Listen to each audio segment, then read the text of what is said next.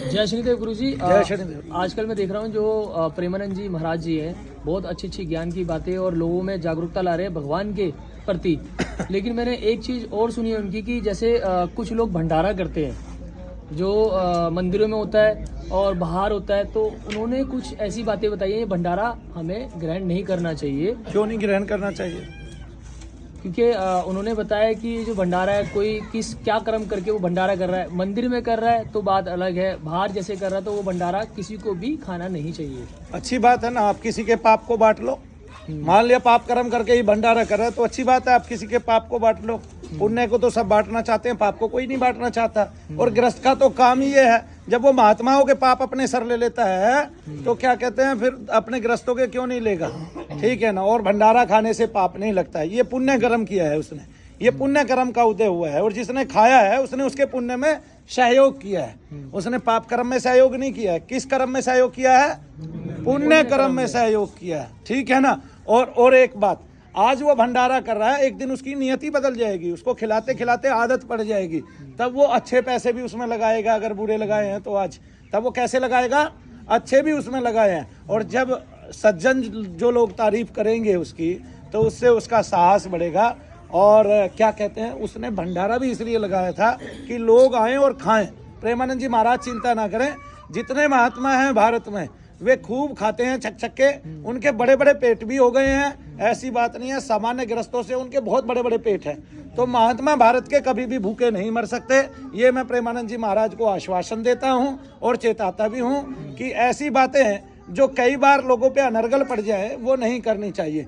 जिसने पाप कर्म किया है उसको उसके पाप का फल मिलता है, वो उसके संचय में चला जाता है, वो यहाँ ठहरता नहीं है। कहाँ चला जाता है?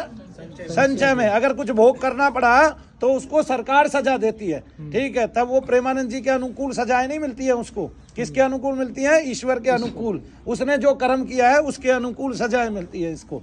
ठीक है ना। तो भंडारा मान लिया मैंने ही लगाया, यहाँ बाहर सड़क पे लगाया, मुझे पता है यहाँ से सारे ग्रस्त होके गुजरेंगे, ये महात्माओं की नगरी थोड़ा ही ना है। आप चले जाइए और प्रेमानंद जी महाराज को ले जाइए हरिद्वार में। मैंने एक एक आश्रम में इतने भंडारे होते देखे हैं और इतना अनाज की वेस्टेज देखी है कि आपको ज्ञात ही नहीं होगा। लेकिन मैं उसको भी वेस्टेज नहीं मानता, क्योंकि अन्न का कोई भी दाना कभी भी व्यर्थ नहीं होता। कि भगवान ने इतने जीव बनाए हैं, कोई ना कोई उसको ढूंढता ही रहता है। अगर वो मिट्टी तक भी पहुंच जाता है, वहां भी उसको खाने वाला कोई ना कोई जीव है। ठीक है ना। तो इसलिए खूब खाओ और खूब पचाओ और अगले की तारीफ करो। ठीक है ना। और उसको कहो कि अच्छा कमाओ और अच्छा खिलाओ। ठीक है ना। तो भंडारे खिलाने वाले बहुत हैं। और कोई भंडारा अगर कर रहा है तो प्रेमानंद जी महाराज जी को थोड़ी ना पता है ये कितने सात्विक भाव से कर रहा है, इसमें कौन सा सात्विक भाव उदय है। किसी ने अपनी जान से, किसी ने अपनी मेहनत से हम लोगों को अपना माता पिता मानकर हमारे लिए बनाया है, हम लोगों को अपना भाई बहन मानकर हमारे लिए बनाया। अगर उसको कोई नहीं खाएगा तब उसकी आत्मा जो है वो निचड़ जाएगी, फिर वो कभी भंडारा कर नहीं पाएगा। तो खाने वाले मौजूद नहीं है, खिलाने वाला क्या करेगा?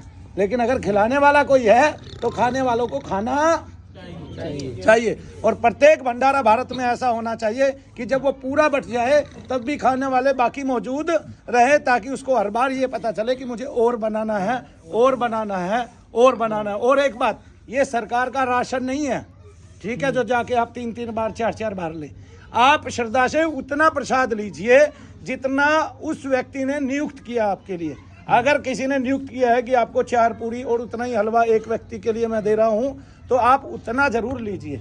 मैं ये कहता हूं कि उसने मान लिया 2000 प्लेट बनाई है और वो 2000 प्लेट भरपेट नहीं खिला रहा है, तो ये जरूरी है। लेकिन उसका पान जरूर कीजिए, उस खाने को, उस भोजन को त्याग ना कीजिए, क्योंकि त्यागने से ईश्वर क्या कहते हैं, आप पे कृपा अनुकंपा नहीं करेंगे, उल्टा आप पे क्या करेंगे? कोप करेंगे। आप कोप का भाजन और होगे। किसी व्यक्ति ने धर्म क्षेत्र में भगवान को साक्षी मानकर कोई भी अन्न भंडार लगाया है, उसको ग्रहण करना ही करना चाहिए। जय शनिदेव। जय शनिदेव।